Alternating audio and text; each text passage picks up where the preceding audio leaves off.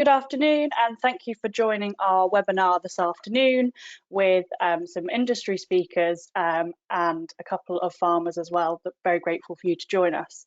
I'm Emily Collins, Knowledge Exchange Manager at AHDB Dairy, and today we're going to be talking about slurry covers. And the webinar idea kind of came around following some slurry store management meetings with Catchment Sensitive earlier in the year, and we had at those meetings lots of questions around ammonia. What's the future of managing slurry and covering slurry stores, and how would I be going around it? So we thought it'd be best to bring some different people together and put it on a webinar. So hopefully we'll be able to answer some of your questions today with Sue Buckingham from NRW, David Ball from AHDB, Ceri Meehan from Catchment Sensitive, and Anthony Ford and Andrew Grant, who have already got some covers on their slurry stores and will be talking about their experience with that. So thank you very much. A little bit of housekeeping. So today you'll be able to ask questions throughout. If there's some questions that I think will be covered later on in the presentations, I might leave those, but if not, we should get to them. All questions are anonymous and everyone's muted. Also worth mentioning that this will be recorded if you have to leave for any reason, and for those watching it, if it's been recorded, just to say that all information is current as of today, 6th of September, but obviously kind of information and guidance and grants can change, so just to be aware of that. Thank you. So I will start, thank you very much, by welcoming Sue Buckingham from Natural Resources Wales. And Sue's going to give us an intro onto the clean air strategy and ammonia. Thank you, Emily. Yes, I'm just going to give you a background, an overview of air pollution, some of the strategies that have led to some of the strategies covering air pollution, the trends in air pollution. Then I'm going to focus in on ammonia, the main air pollutant from agriculture, look at the sources of ammonia pollution, the impacts of ammonia pollution, and some of the current guidance that's available to farmers.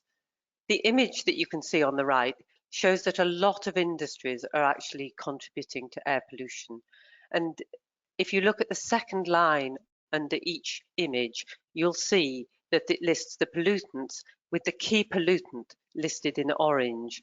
And on the right-hand side, above the red bus, is the line for agriculture, and it highlights that the key pollutant is ammonia gas, which and agriculture contributes 87% of the UK ammonia emissions.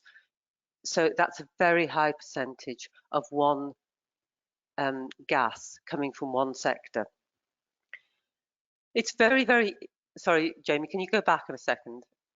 It's very easy for us to overlook air pollution. And in part, that's because there have been huge improvements since the visible London smogs of the 1950s and the acid rain of the 1970s.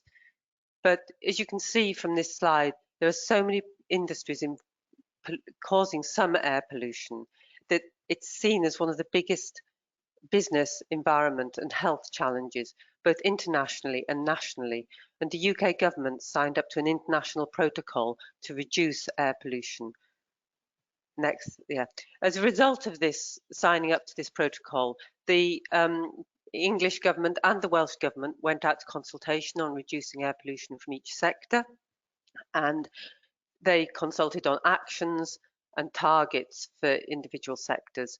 And from the responses, the Clean Air Strategy for England was written and the Clean Air Plan for Wales. And for each industry, it sets out targets and actions and additional actions and possible legislation that may need to be put in place if voluntary actions don't reduce air pollution enough. And David Ball will touch on consultations for additional legislation later on. The target for ammonia reduction from agriculture in the Clean Air Strategy is a 16% reduction by 2030 compared to 2005 levels.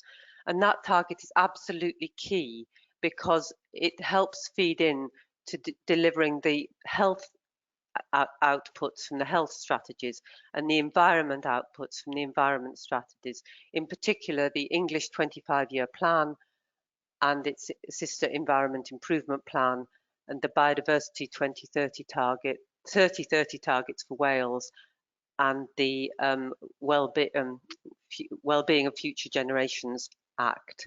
So this slide here just shows how much the air pollutants have reduced. It shows significant reduction in the majority of air pollutants. On the left, we've got the 1970s. On the right, we've got 2020.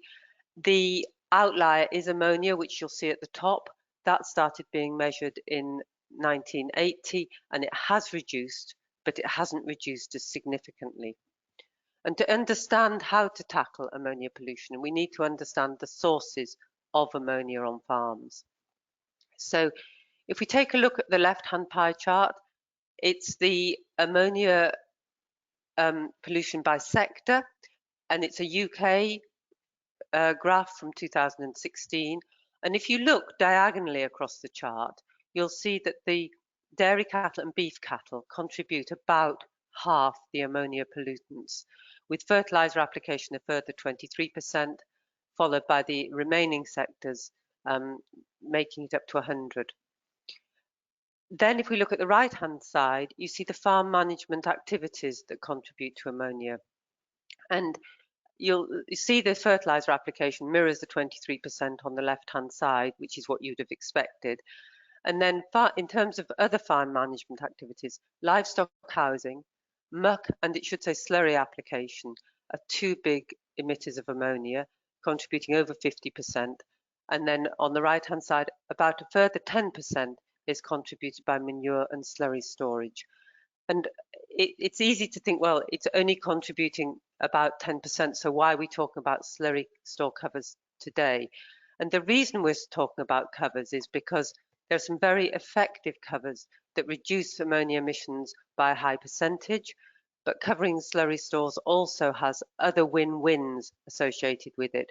So impermeable stores reduce rainwater infiltration, rainwater into the tank. That reduces potential slurry spreading costs.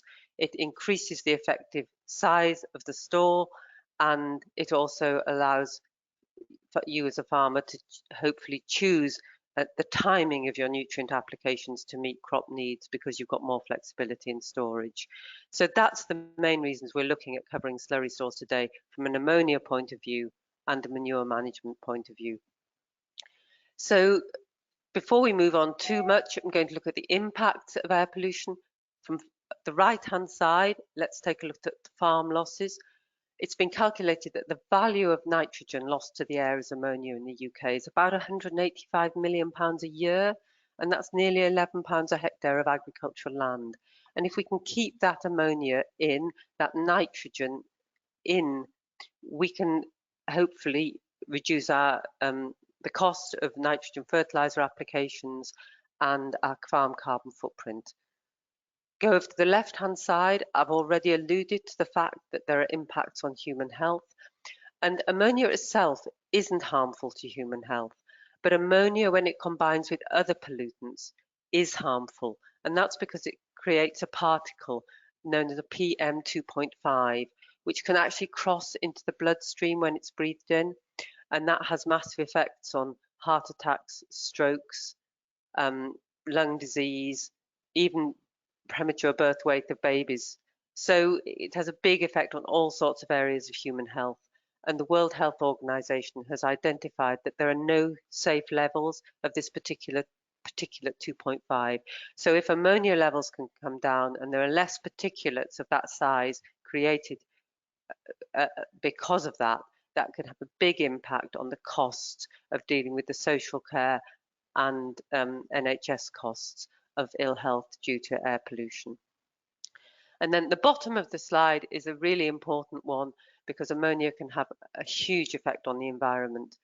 The natural environment in the world really is a low nitrogen environment, because nitrogen gas itself is relatively inert, and it has to be made reactive to actually be useful for plants to grow.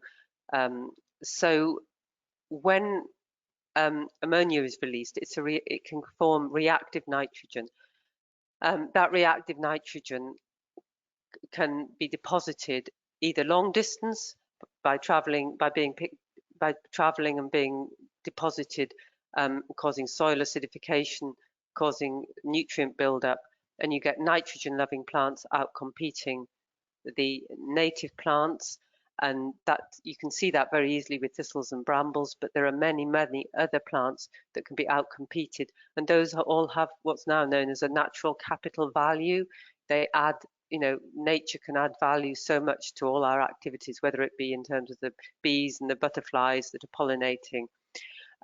Ammonia itself can also be directly toxic, so it can go straight up into the air and be deposited very close by to where it's created, and damage plants and animals. And I'll just mention one plant which is of big significance to dairying. So that's peat, and peatland covers about 12% of the UK, and we know that it's a really valuable carbon store, but it's also really, really valuable in terms of reducing the impact of downstream flooding in heavy rainfall events, because it acts like a sponge. And that sponge can then obviously release water slowly later on in drought periods, so that river levels, groundwater levels, and aquifer levels are high. And when it takes 4.5 litres of water to produce a litre of milk, we really, really need not just the carbon storage of the peat, we need that water storage capability of peat. And ammonia is directly toxic on peatlands. So reducing our ammonia deposition on peat can have a significant effect in the long term on carbon storage and water storage, and help sustain dairy farming in this country, because we don't want to end up in a similar situation to California, which is now struggling to continue to produce milk because of water shortages. Next slide, please. So just final slide is that all the guidance on reducing ammonia emissions, all the actions that can be taken are highlighted in the Codes of Good Agricultural Practice. There's an English one and a Welsh one. They highlight that to reduce ammonia emissions by the 16% by 2030, farmers need to reduce ammonia emissions from each agricultural activity a little bit, and that additive effect will come to the cumulative 16%. And at that point, I'm going to hand over to David, who will talk about covering slurry stores, because they're one part of that contribution to reducing ammonia emissions. Thank you.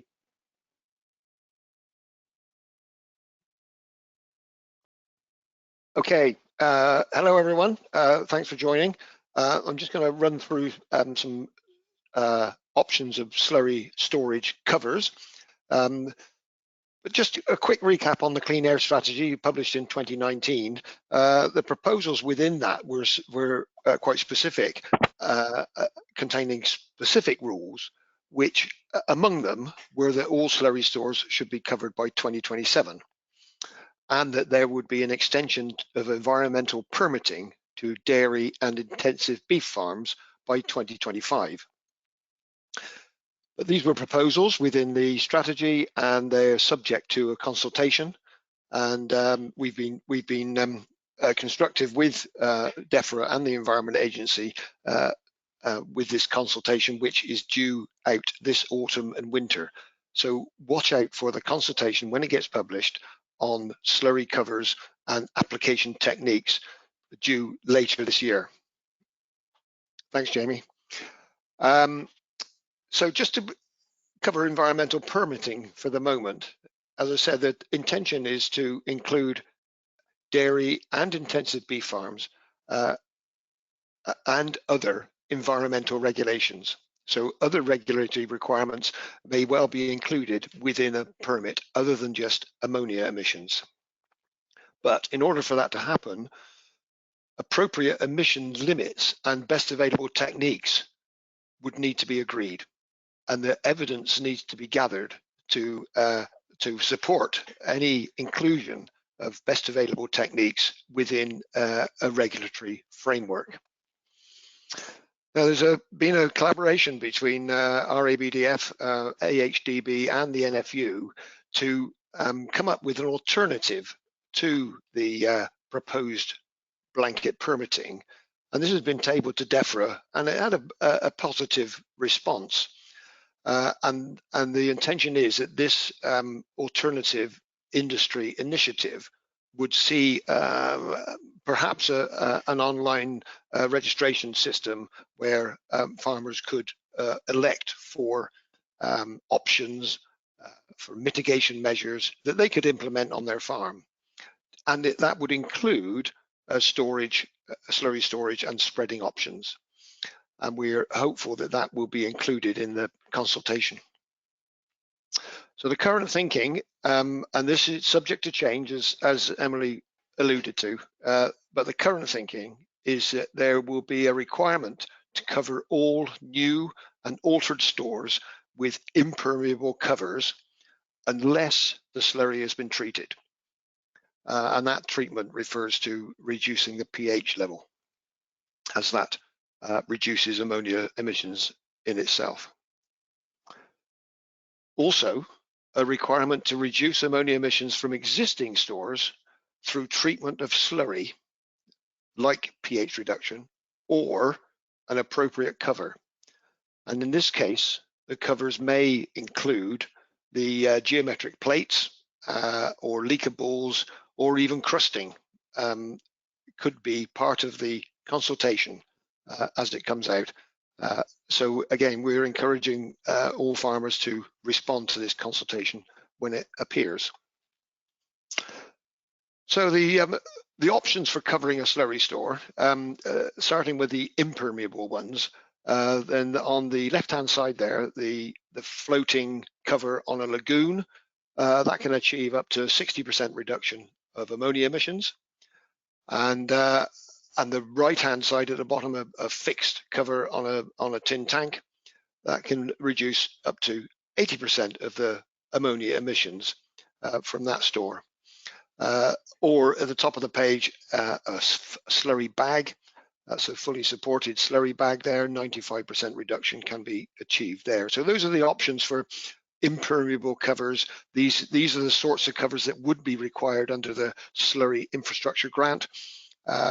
And those are the levels of reduced ammonia emissions that are expected from those measures. Alternatively, floating materials. This could be included as an option for existing stores. These so-called leaker balls, lightweight expanded clay aggregate, and the floating hexagon plates that are just tipped onto the surface of the store and find their own position, create a barrier for the ammonia, and can reduce emissions by up to 60%. If natural crusting is permitted, it's dependent, of course, on the contents of the slurry, the dry matter content, to ensure that there's sufficient material in there to form a crust. But if an effective crust is allowed to develop, that can reduce emissions by up to 50%. Other measures that could be adopted, this slurry pH reduction is an option. This is a method by which sulfuric acid is added to slurry under very controlled conditions.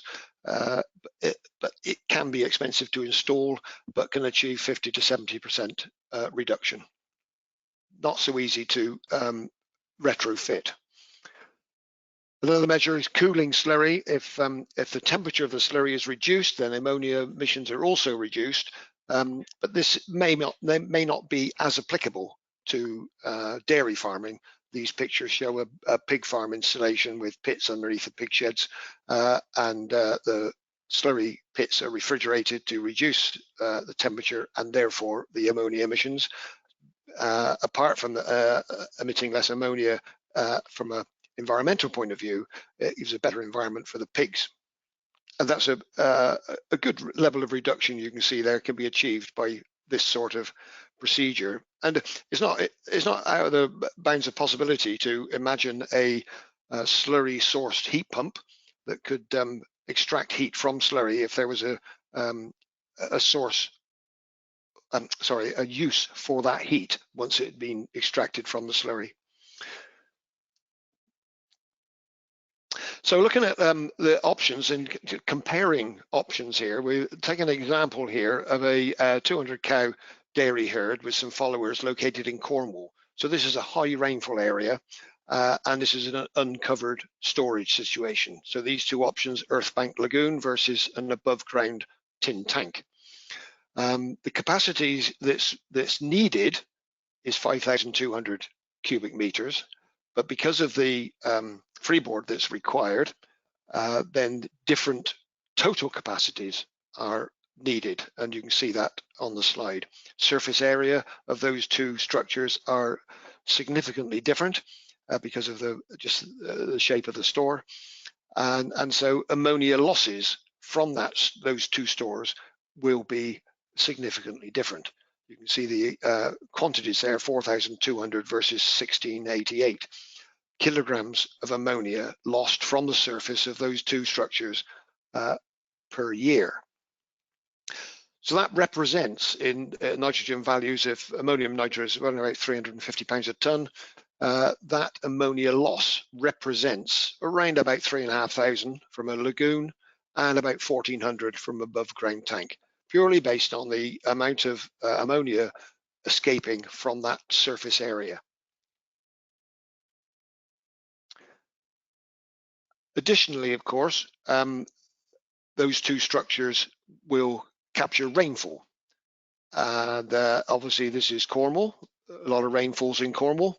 And in this example, those two surface areas will capture those relatively different amounts of rainfall, 3,000 cubic meters on the lagoon and 1,180 from the above ground tank. And the spreading cost there, you can see, if you took an average cost of £3 a cubic meter, is significantly different. £9,000 to spread that water from an earth bank lagoon, 3,500 from the tank. But this is where the rainfall becomes quite an issue, and it's important to understand how much rainfall is captured. If that farm was in a different location, say Worcestershire, with a lower rainfall, then the benefit of excluding the rainfall is proportionately less.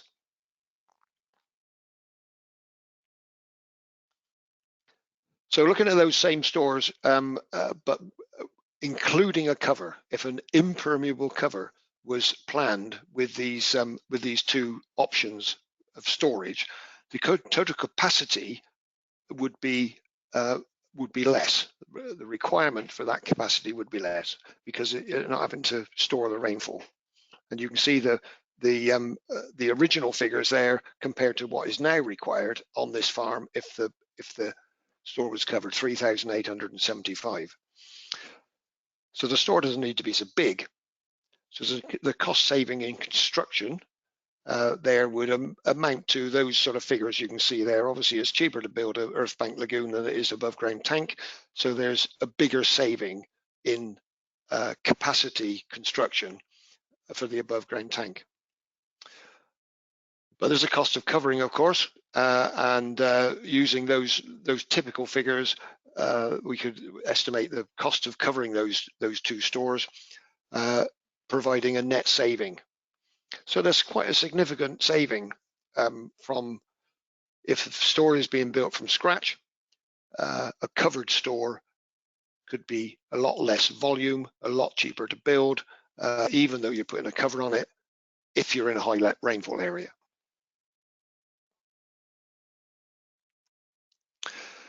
So this next slide then is just looking at this alternative location with a lower rainfall. Similar figures, same farm, similar figures, cost saving on construction. You can see, cost saving on construction and the cost of covering those lagoons. But because there's less rainfall to be considered, there's a net cost of covering that lagoon or that tank and the saving on the construction costs. So you can see the pendulum swung the other way, purely dependent on the amount of rainfall. So I would encourage everyone to know what the impact of rainfall and the impact of covering their slurry store would be, and to do that there's a very handy tool, the AHDB Slurry Wizard, which is available just by searching AHDB Slurry Wizard, and it's a downloadable resource which can be used to play what if what happens if I cover my store, what happens if I use an impermeable cover, how big does my store need to be, and that can be used to play around with those figures and calculations to understand where the what the outcome is. Thank you. Great, thank you, David. We've just had a question, and I'm aware we're not really covering application methods today, but if you know, could you tell us if there's been any measurement of the change in ammonia and/or nitrous oxide release during spreading after covers have been used during storage? Yeah, very good question. This is something that's being examined at the moment to look at the evidence. Once the ammonia, of course, has been retained within the slurry store, then the material that you're then spreading is higher in nitrogen, and there's a greater risk of losing that nitrogen during spreading. So it's then more important to use low emission spreading techniques. But the net benefit of both measures, both covers and spreading technique, evidence is being gathered for that as part of this consultation. Great, thank you. Thank you. So that's useful to know, and hopefully maybe it would be included in the consultation as information, potentially, or not sure.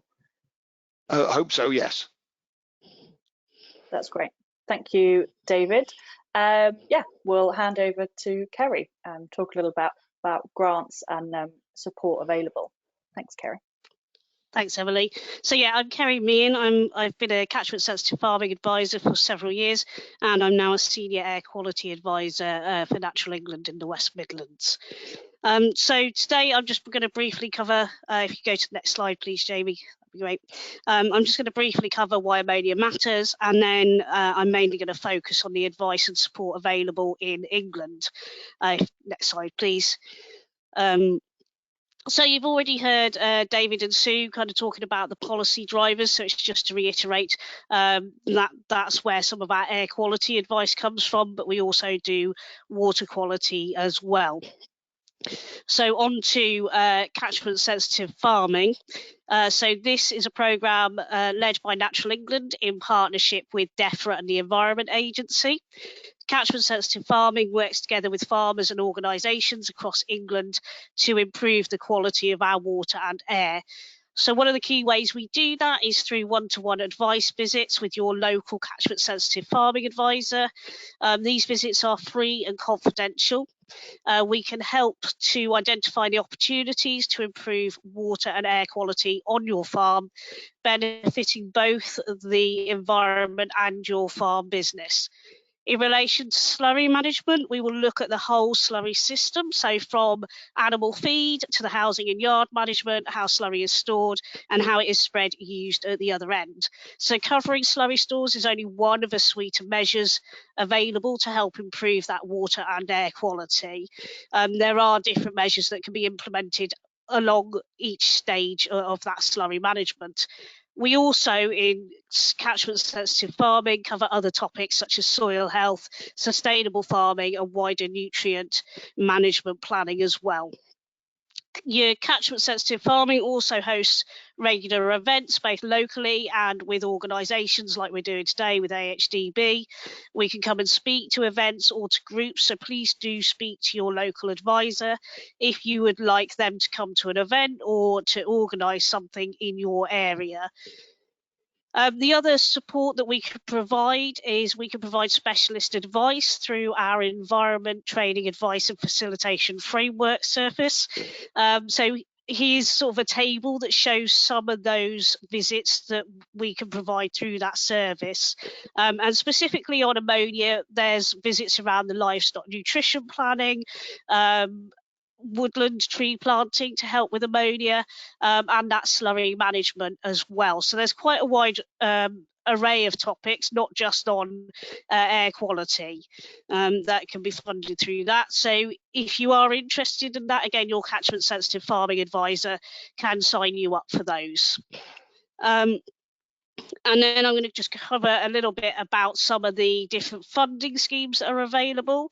So one of the key ones is Countryside Stewardship, which has been around for a few years now. So I'm sure most of you have heard of that.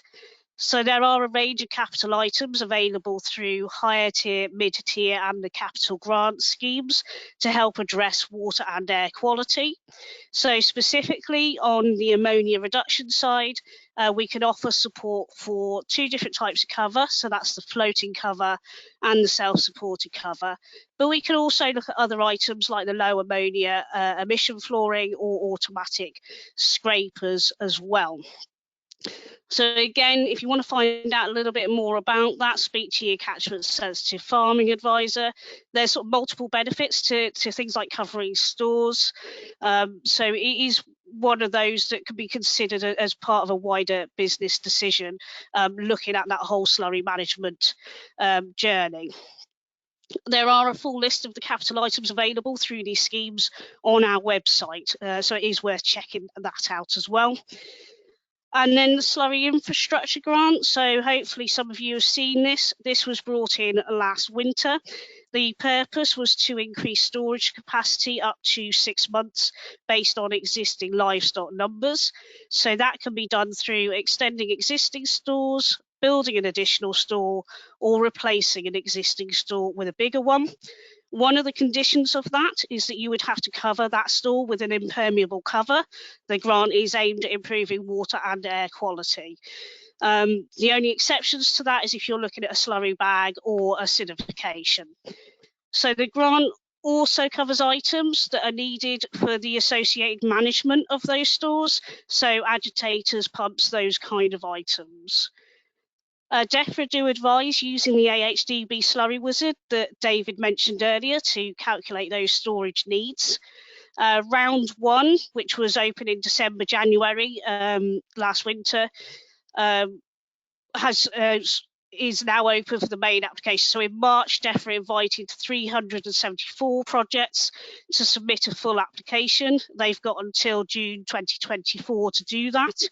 For those who did apply and have been invited to submit that application, it's really important that you get that slurry location and design check form submitted as soon as possible so that RPA can start doing the relevant checks and you can start working on the planning permission side. Round 1 was heavily subscribed, and as a result, Defra increased the funding available for that from 13 million up to 33.9 million. Applicants who were invited through to the later stage were offered catchment sensitive farming visits to provide additional advice around slurry management as a whole. Since that round, Defra have been going through a co-design process with farmers and different groups to look at how they can improve that grant for future rounds. They are planning on 2 further rounds with a significant increase in funding. So one of those is due to open later this year. I think they're looking at October, November, and the other will open later in 2024. There are no plans for a 4th round. It's likely that those future rounds will include options for retrofitting of impermeable covers to existing stores, so not just the new stores. And it will look at items like separators as well, which weren't included in round 1. This grant is open to all slurry producing farms. There is targeting that is focused around priority areas, so protected sites in particular. That has been increased. But it is still worth applying even if you're outside that area, if you're interested in covering your store, because that's just used to help prioritise. So it doesn't mean you'll be excluded if you're outside that area. It is worth noting the guidance will be updated and that will be launched when the next window opens. Please do read that guidance when you're applying. There's been a few issues, I think, around one. They will be producing a top tips document to help try and navigate some of those. It's also worth noting that if you're doing any changes to slurry stores, you may need planning. And if you're in an impact risk zone for a protected site, you may also need to submit the reduction of ammonia, which you can do through the simple calculation of atmospheric impact limits tool, which I've provided a link to there. If you want to check if you're in one of those impact risk zones, they do show on Magic Maps. There is a layer on there. So it is worth having a look at that as well, just to understand what you might need for planning permissions. And if you are interested in this grant, I would recommend early contact with your Catchment Sensitive Farming advisor so they can start getting you that advice in place before you apply, or sort of in the early stages, just to try and help identify some of the measures that you might need, and if there's other measures that will help with sort of creating that additional capacity as well. And then the other grant that it's worth keeping an eye on is the Farm Equipment and Technology Fund. So that does include items such as slurry separators and things like that as well. And I believe that's due to open in early 2024. And then, yes, if you do want to get in touch with your Catchment Sensitive Farming advisor, please go to our website to find your local one. And we do also have a YouTube channel which we regularly put videos on about different aspects of water and air quality. So please do check those out as well. Thank you.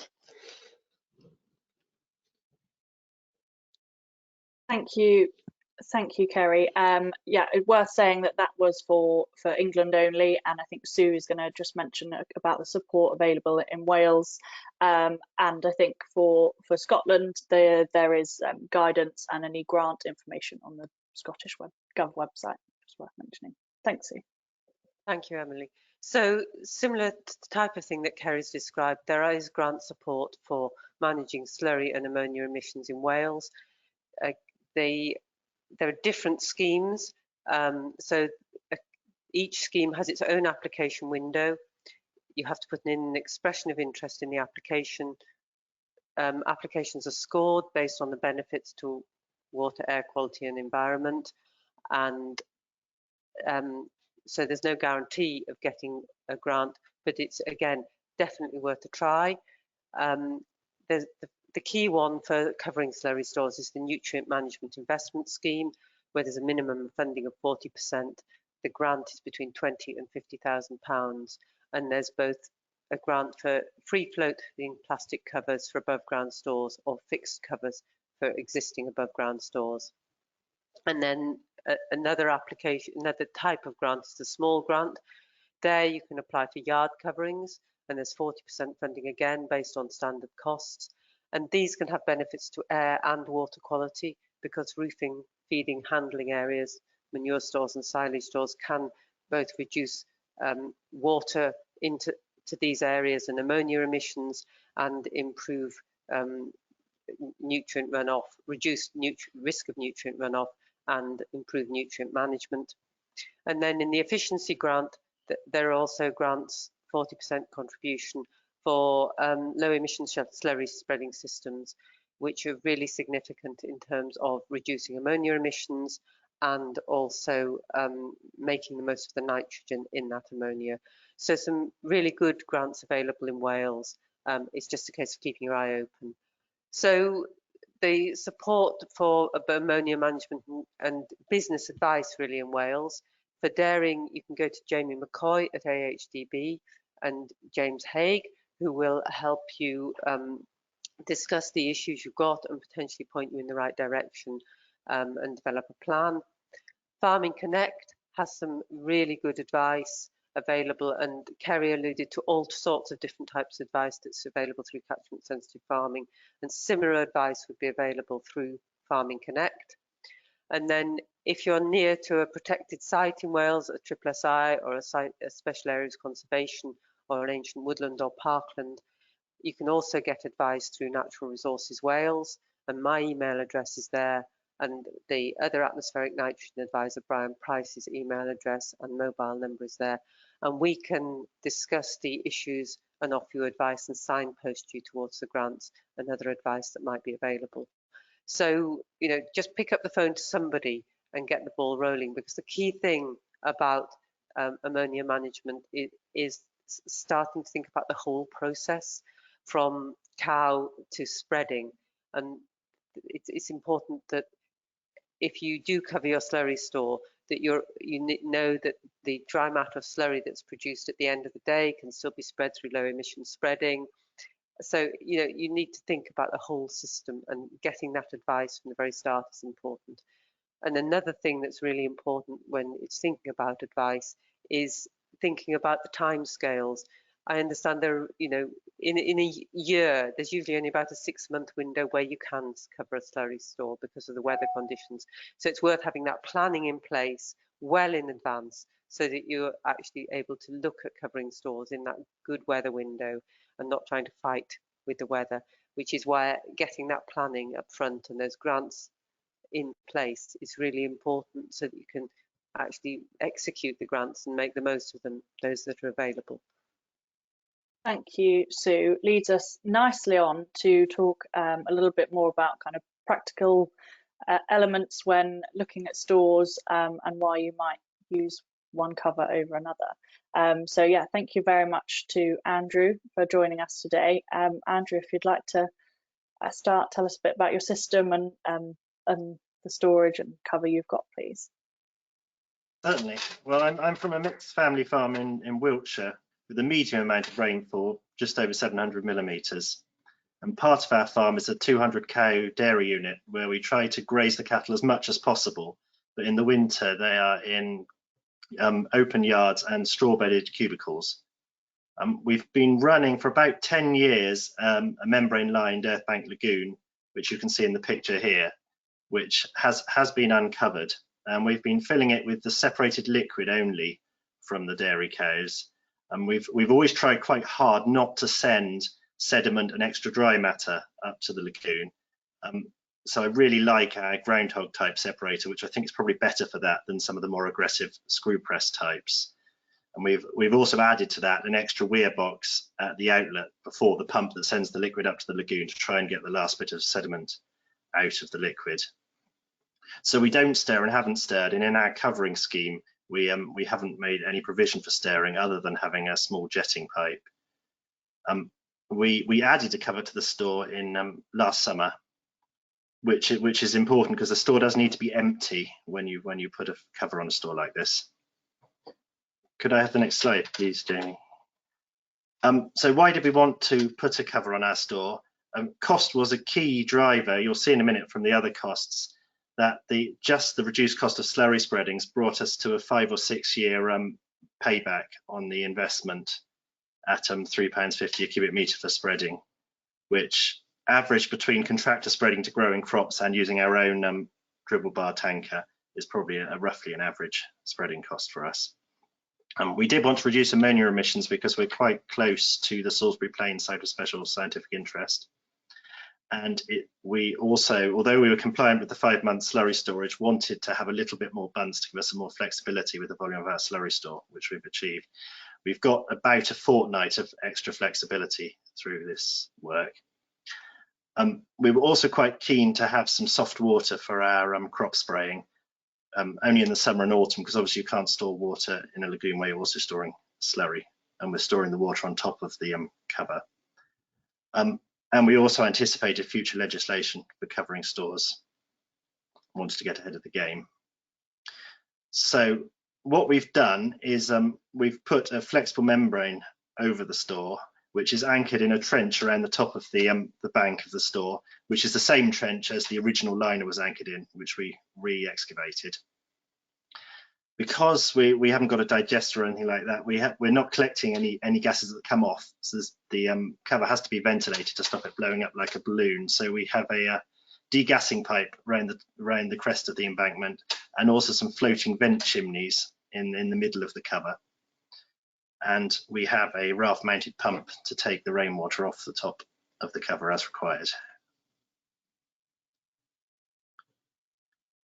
This is a picture of the store roughly half full, following covering, and I've labelled up some of those features I've just described. The figures may be a little bit different from David's because our store is probably unconventionally deep. It's 6.75 metres, and for that reason we have an outlet pipe that comes out partway down the bank, which you can just see under the cover in the far corner there to make it pumpable.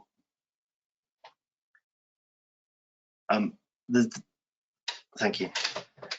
How much did it cost? So there's a list of costs there which come with quite a few caveats. It was slightly more expensive than I originally anticipated, because I thought we were going to be able to leave some of the fencing around the store up, but we ended up taking all of it down for access to pull the cover in. But we were very lucky to have help from Countryside Stewardship, option RP30, which worked out about 40% of the cost of doing the whole job for us, not including our own time. But I have just noticed the payment rate has been reduced quite a lot, to less than half of what it was since we applied, which is worth watching out for. The other thing to note is you need a power supply for the rainwater pump, which we were lucky we already had because we'd previously operated a pump system for something else, but that would have been significant expense, I think. So the total cost to us was £17,500, which, as I say, put the payback just from a slurry spreading cost perspective, without the other benefits, at just under 6 years. Could I have the next slide, please?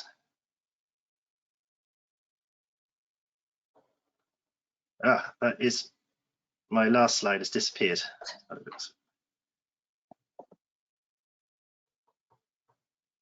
Oh, I am sorry about that. I think what it was covering what you would the future. Was it, Andrew? I probably mentioned most of it. Had a few learning points and just a close-up picture of the raft and sprayer filling pipework that we use, which I haven't got that on me now, so I'm sorry about that. But thank you for sharing those figures. I'm sure that will be useful for anyone that's considered this but perhaps hasn't looked around yet. I just wanted to kind of, in our previous conversations, take note about the difference in separator you've got and how you think that will change. So you're not planning on doing any kind of stirring or getting in until kind of the end of the life of the store, is that right? That's true, yes. So we've been operating the store for about 10 years, and when we cleaned the store out to put the cover on, we had around 5 tons of sediment in the bottom of it, quite a lot of which dated from a particular time when we grooved some of our concrete yards, I think. So we've been quite successful in keeping sediment out of the store and keeping everything else pumpable. The separator we use is a groundhog type from Pollution Control, which uses brushes and a screen rather than a screw press, which seems to have got more fashionable now. And it has a weir box at its inlet that takes out sediment, and we've added an additional weir box, another 2 cubic meter tank, which takes out more sediment before the liquid's pumped up to the lagoon. So what we're pumping to the lagoon is probably, well, it's below 2% dry matter, certainly. Our separator works very well and produces a good stackable solid product as well, as long as there's enough liquid in the system where the separator's operating. If you try and feed it high dry matter slurry, it struggles a little bit. Yeah. And go on.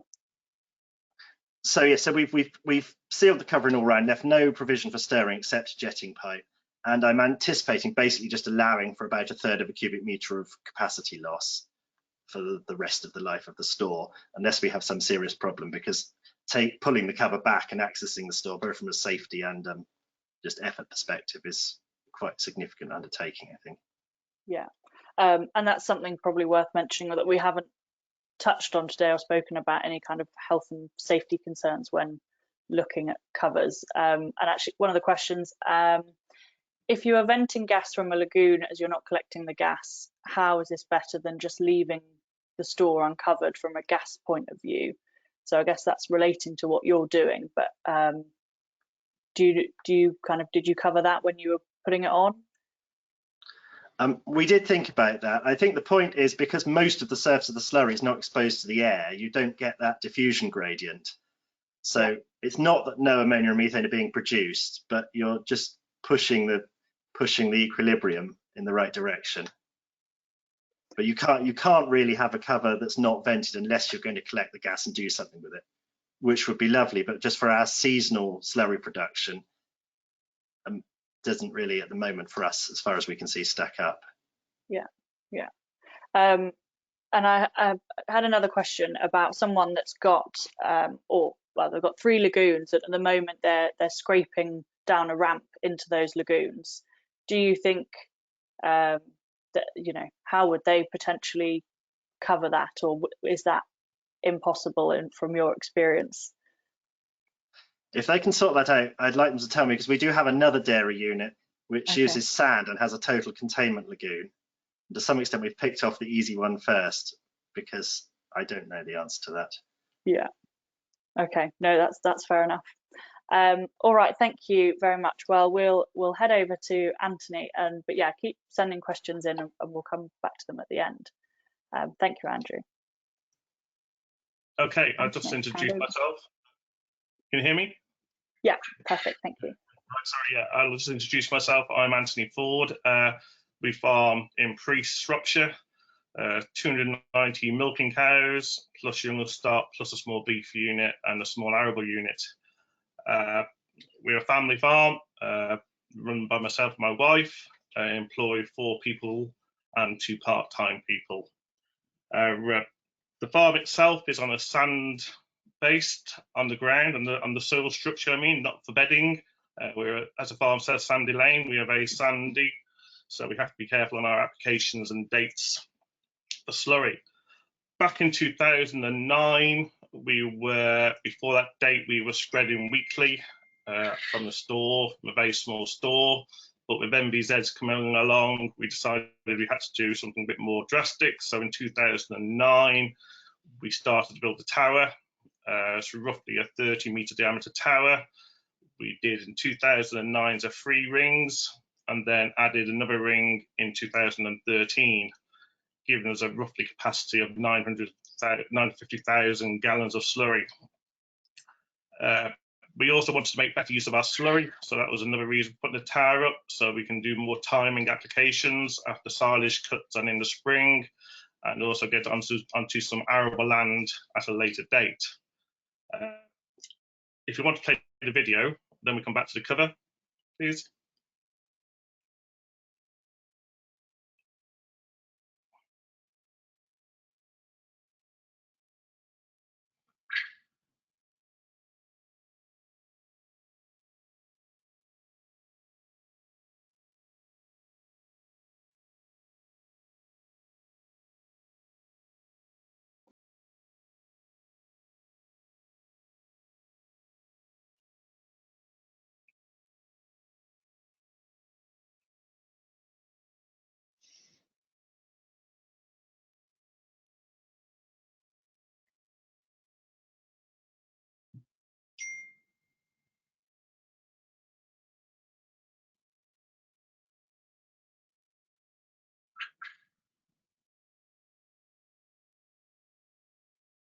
Okay, thank you for that. Back in 2017, we were looking at ways of actually increasing our capacity in our store. So the choices were either to extend it or build another store, and then we looked at maybe putting a cover over it, which would give us more capacity. So in 2017, there was a grant available, which was a 100% grant to build a cover. So we applied for it, and we were very lucky to actually get it. I think there's only 3 farms in Shropshire that got it. It shows you on there the cost of the cover, which was £46,000, which at the time was a lot of money, but as it was a grant, 100% grant, it was a no-brainer. There was also a floating cover available at that time, as you see, at £11.20 a square metre. At the same time as putting the cover on, we also put the separator in to help us on capacity, and that's given us even more storage room. The cover itself is held up by a big oak pillar at the centre on a brand new concrete base. So the base had to be reinforced where the tower goes. And then round the outside, the tower had to be strengthened with extra steel rim around it to make it stronger to carry the support and the stretching of the cover. And then it's held down with the ratchet straps round the outside. we've done a few figures on how much rainwater we think we are saving by not going into the tower, which shows there 140,000 gallons a year with our rainfall. And we put our own estimate cost in there of running our own machinery at £1,400 a year, just moving the extra water off farm. We also put the separator in place. We think that has saved us a fair bit of storage. It does have a high running cost, we decided. We worked out it's using probably £4.80 an hour to run of electricity, but it does give us that option to actually transfer solids a few miles away to our Elbow farm, which is 3 miles away. So yeah, so that's what we've done. Negatives regarding the tower and the cover. I think life expectancy of it all. We are having issues now at 5-6 years in where the ratchet straps are starting to rot. They will probably have to be replaced in the next 18 months, I think. And also the steel beam that goes inside the actual cover, that's also starting to show a bit of wear and rust, and you think that will probably need replacing in 2 or 3 years' time. So there was ongoing costs to recover, but the other issue is the rainwater that comes off it. I've yet to find a gutter that could probably put around the outside and harvest the rainwater off, which I think would be a good idea that somebody should probably develop, and then we could harvest that water for cattle drinking or spraying or whatever. But that's what we've done. I hand back to the presentation. Thank you. Great, thank you very much, Anthony. And worth mentioning there, so do you think, I know there is someone else that has got a tower with a cover on it without a separator, so they're not getting away with stirring, not regularly enough, so you find that it's certainly required. And what kind of dry matter do you think you've got in there without it forming a crust inside? I couldn't give you exact figures on that. I just know from experience in the last 5 years since the cover's been on, we haven't stirred it at all. We have put bugs in there in the past to help reduce the crusting. The issue at the moment is you can't really look inside it because it is a bit of a health hazard, which is an issue. If we ever have to get inside it and give it a clean out, we'll have to vent it quite heavily to actually do that. And I'll just go back to why we chose a slurry store over a lagoon on that instance, because we were concerned with small children. The fencing around lagoons always looks very tidy when they're first built, but you go around a lot of farms and you see they're actually not as good a quality as it used to be. And with young children around, I do worry about that. And at least with a tower, to get inside it, they've got to do a lot of crawling and actually finding their way in. But as for the safety, I think a tower is a lot safer than a lagoon. Yeah, thank you. I will just pick up on a point. I'm happy for you to drop the slides if you like, Jamie. Andrew, sorry, I've got your last slide with kind of thoughts and learning points, and you've actually mentioned about the water that you've got sat on top of your cover, and that it's a little bit green, and there's been some foaming around the vents. Is that right? So I think you're using it for... That is true. It looks slightly green when you look at it in bulk, although if you have a small amount in a jar, it's relatively clear. But just occasionally, there's just a puff of foam out of the vent chimneys in the lagoon when a pocket of gas gets to the chimney. So I've had a lot of success using that water without any secondary settling or anything in the sprayer. But I wouldn't recommend recovering it and mixing with roof water, perhaps in a rainwater recovery system for other purposes. Certainly not cattle drinking in our scenario. Yeah. So just interesting. I mean, it's a different situation with the water sat, or potentially it just coming off the top of the cover into guttering, but worth thinking about and testing maybe, is it? Yeah. I think so. Yeah. That's one of the questions. Do you know what you will do to access the store, to look inside or maintain it? I'll pose that to Anthony first. We'll probably have to empty it as much as possible to start with, and then probably release some of the ratchet straps around the outside and let it air for a couple of days before we dare start actually entering it. You can see there's 2 vent holes where the pipes go into the tower. I mean, you can look inside to see how full it is, but you wouldn't want to keep your head there for many seconds, really. Not advisable. Put a camera, you put a camera in there if you wanted to, but yes, it is an issue that there is a lot of gas buildup. It is vented around the outside just to release the extra gas and help when it's emptying and filling.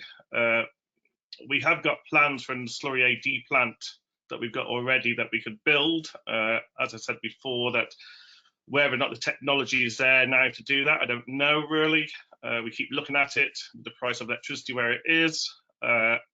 Then somebody said we could probably collect the gas that it's producing already and do something with it as it is. So I think over the next 12 months, we will probably look at that route first, catching the gas and maybe doing something with it. And then it would make it safer to look inside as well. Thank you. Yeah. Andrew, what about you? Well, I think unless we have some kind of calamity, I view ours as sealed for life, really now. I'm anticipating the original liner's life is extended slightly by being protected from UV light by the cover. And we've got our experience of running it, so we know how much unpumpable material, which is not very much if we keep running our separator really carefully, that we accumulate inside it. And we'll just have to account for that very small loss of usable capacity as time goes on. Yeah. And what is the kind of life expectancy of the store and the cover in your eyes? I think the cover and the store now should do 15 to 20 years, but we've got a leak detection system, and we will keep inspecting, make sure that we're right about that. I think as far as the cover goes, that if you go around Europe, you'll see a fair few farms who've already got covers that are ripped or caving in at the moment. They've probably been up 15, 20 years. I was in Holland beginning of the year, and yeah, a few farms there are in trouble with their covers not lasting where it's UV, designed by the wrong product, I don't know, but it is an issue going forward how long they will last with the harsh environment that they're actually in. And a question kind of coming off of what you mentioned, Anthony, about potentially harvesting the methane, maybe for Ceri on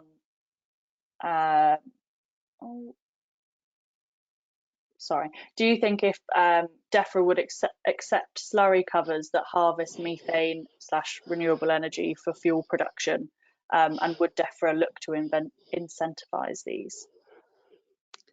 Okay, that is an interesting question, and I don't know the answers outright. I know that down in the southwest, I believe there has been a cooperative group covering slurry stores with the aim of harvesting methane. I don't know the details of that project or how it's funded. I suspect that Defra wouldn't necessarily look to incentivize that in the short term. Whether they might in the long term, I'm not certain. I can see if I can find out some more information, but I think similar to things like AD plants, the policy driver to incentivize that isn't there. There's other incentives for that. So the private sector, if funding is coming from that, then Defra isn't inclined to then add on top, if that makes sense. I'll just add on to that. I spoke to the guys down in Cornwall who are actually doing that work on the towers, catching the gas. And what they're saying is that actually as you move north of the country, it becomes less viable because the temperature drops and it needs heat to produce more gas. So down in Cornwall, they're probably averaging a higher temperature than what we are in the Midlands. And it's become more easy for them to harvest more gas up than what we would have here, from what I've learned up to now. Right. That makes sense, but thank you. That's a useful insight for that one. There's a question mentioning about if you wouldn't want to put your head in the gap on the tower cover for more than a few seconds, how much ammonia is still leaving the store? Is this known? And I think I would direct that just quickly back to David, and you gave your examples of, was it 60% reduction in ammonia emissions from those type of covers? Yes, of course.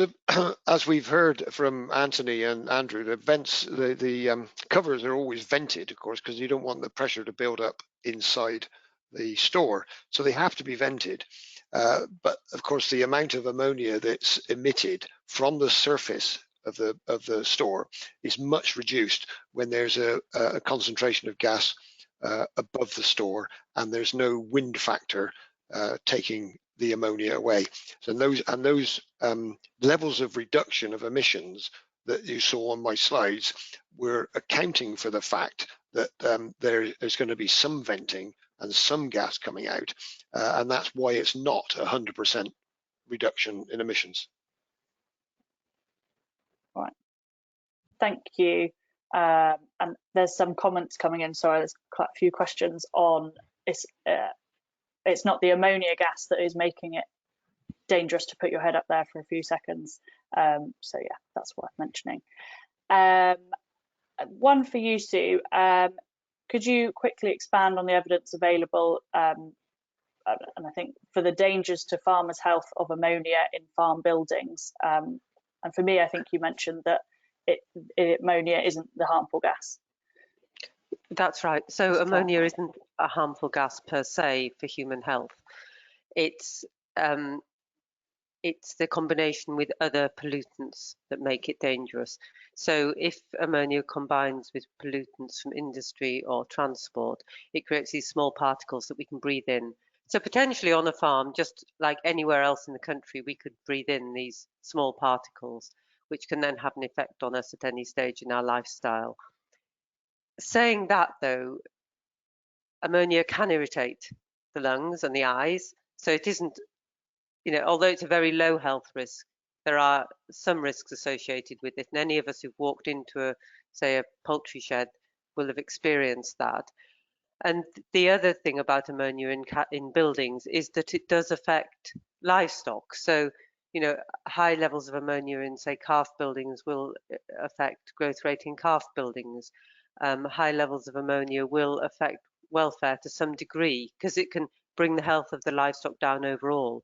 So reducing ammonia emissions within buildings by the kind of thing like low emission flooring that Ceri showed, making sure that there aren't liquids pooling in the buildings and that straw is absorbing the liquids, or that there aren't leaking troughs. To reduce ammonia emissions overall, scraping more frequently can have a positive effect on animal health and welfare. So it's one that I understand, particularly in England, there's going to be an animal health and welfare grant that looks at improving livestock buildings, and one of the impacts of that is to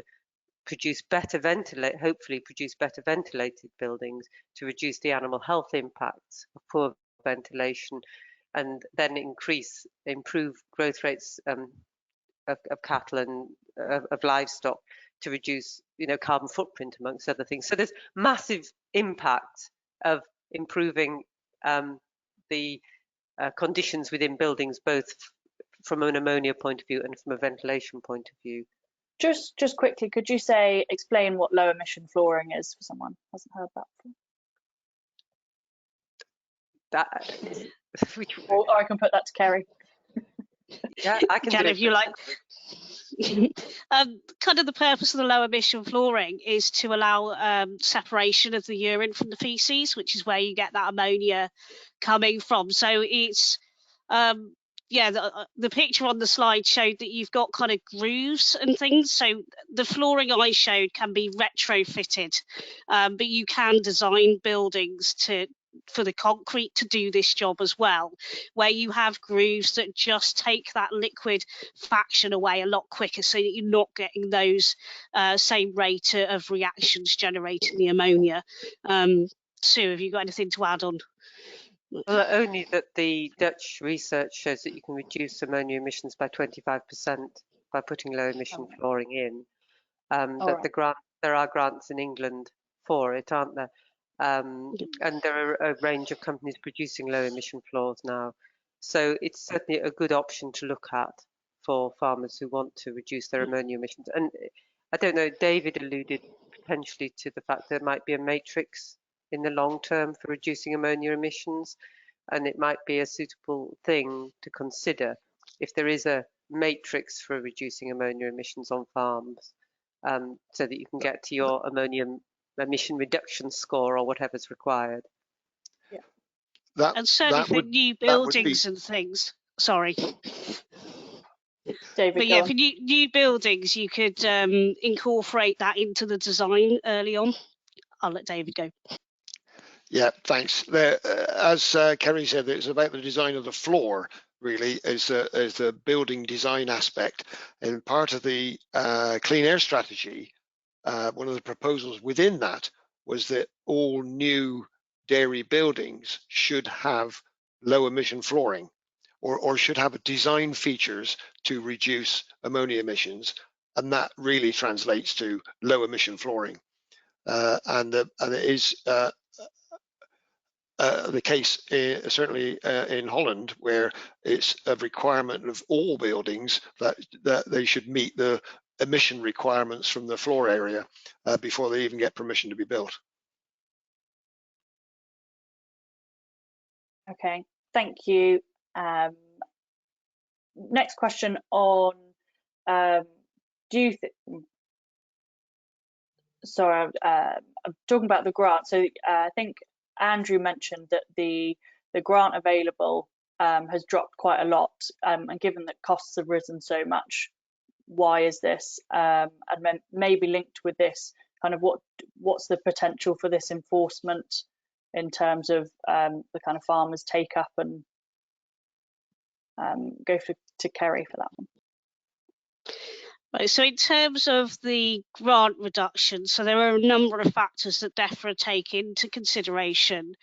One is the market price for those items, or the cost of installing it, but there's also, I believe, sort of calculations around the benefit that it delivers and things like that.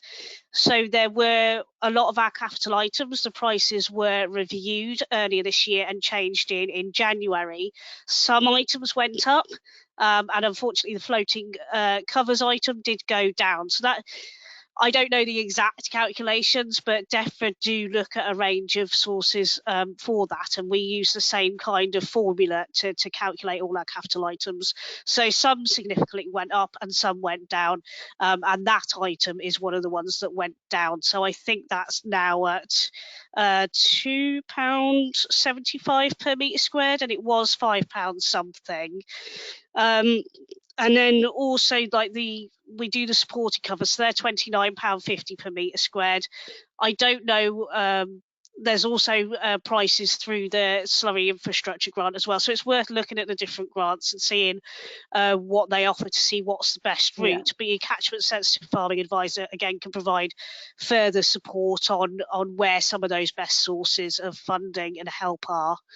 Okay, that's answered. One of the questions was about grants being duplicated in different schemes, so if we can put people onto Catchment Sensitive and hopefully get some explanations. Thank you. Yeah, that's partly our purpose, is to signpost people hopefully to the best place for their farm, because every farm is different. Thank you. Potentially one for David or Sue. Is there any data or evidence on ammonia emissions from kind of non-separated slurry, or the difference in separated and non-separated slurry? So I'm aware at the moment that the Environment Agency are interested in the difference of ammonia emissions in what would be have previously been dirty water compared to slurry, because there may be different levels of ammonia emissions depending on the source. And I understood that they were going to do some studies on that to try and understand if low dry matter liquids had different ammonia levels and whether that would impact on the need to cover them in the future. But I don't know if there's any, I'm not aware of any information that's currently available on that. It's just something that's being talked about now. All right, thank you. Oh, David, were you going to mention something? No, I was just to agree with Sue. Really, I'm not aware of evidence off the top of my head, but only to say that, of course, when slurry is separated, the majority of the nitrogen ends up in the liquid fraction, and so that's the risky material, perhaps from ammonia emissions point of view. Right, thank you. So lastly, I'm going to go round each of you and kind of ask for some summary points. So Anthony, with your cover, what would be your kind of advice for any farmers that are looking to do it as a key point? If it's been beneficial to you anyway, you've put it out. How are you finding it useful? I think it's to research it. Really, it's a most important question. To research it suits your farm. It also suits your bedding that you are using, because bedding can make a difference to what you want to get in and out of it. So I think research what suits your farm best, because every farm is going to be different, and there isn't going to be one template for one to do all. That's my ongoing. Thank you. All right. Thank you. Andrew, same kind of question to you. I don't know. I suppose had I known then what I know now, I would have put the cover in on day one of the store rather than having to retrofit it and go through the cost twice. And I would also say maybe don't be pushed necessarily down the route of a screw press separator just because that's what's quoted in all the grant schemes. There are some other things out there that are a lot less power hungry and a lot better at not sending so much dry matter with your liquid fraction. Possibly slightly the expense of having slightly more liquid in your solid fraction, but I think that area needs a bit more thinking than I had originally realised, certainly. Okay, very useful, thank you. Ceri, lastly, how would a farmer find out who their catchment sensitive advisor is and to get in touch with them? Yeah, so just in your favourite search engine, put in Catchment Sensitive Farming and it will bring up our website, and there is a mailbox for each region within England, and you can find out your contact details there, and they can arrange to come out and give you a bit more advice. Lovely. Great. And Andrew, you didn't mention it, but I know you said the other day that your catchment sensitive advisor was very useful, didn't you? I did, yes. We're in the Hampshire Avon with Paula Sage, and she was really helpful. I would definitely advise contacting her if you're in that area. Great, thank you. And David, from you, kind of a summary point, I guess, around the consultation and the future. Yes.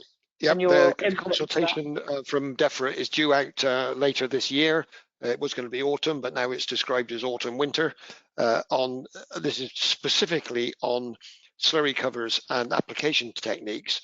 And we at AHDB and others are trying to encourage Defra to include this industry alternative approach to be part of that consultation, where there are, as Sue alluded to, the sort of options available to farmers that could they could meet their ammonia reduction targets through as many means as they're able to implement on their farm.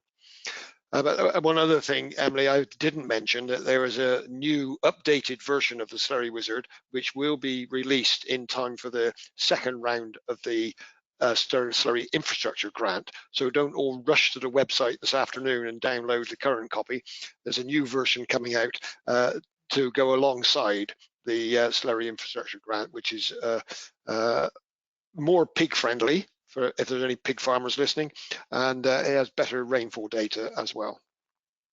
All right, thank you very much. Very useful to know. And lastly, coming to you, Sue, what can our Welsh farmers expect and guidance from you? I think it's an area to watch. Reducing ammonia emissions isn't one that's going to go away, and thinking about it, starting to plan it, I agree with Anthony. So it is a once in a lifetime investment. Things like new slurry stores, covering slurry stores, and you need to get it right from cow to spreading. And so getting as much advice as you can, visiting as many farms as you can, as many events as you can, really, really critical. and then talk to people, particularly if you're near to a sensitive site. See what extra help you might be able to get in Wales because you're near a sensitive site, and that direct deposition of ammonia might be having really big effects. And there is likely to be extra funding if you're very close to a sensitive site from NRW to reduce those ammonia emissions. I think, you know, it's just important to do your research and then timetable it, because as I say, that window of opportunity for getting it in is going to be so small in most years.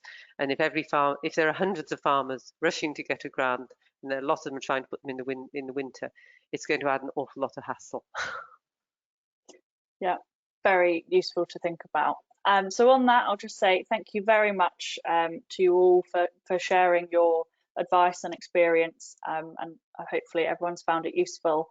There will be a follow-up email going around with some information from CSF and AHDB, and if you would please do the kind of feedback form, let us know what you thought of today, and if you would like any more information, that would be really useful. So thank you very much to everyone, and have a good afternoon.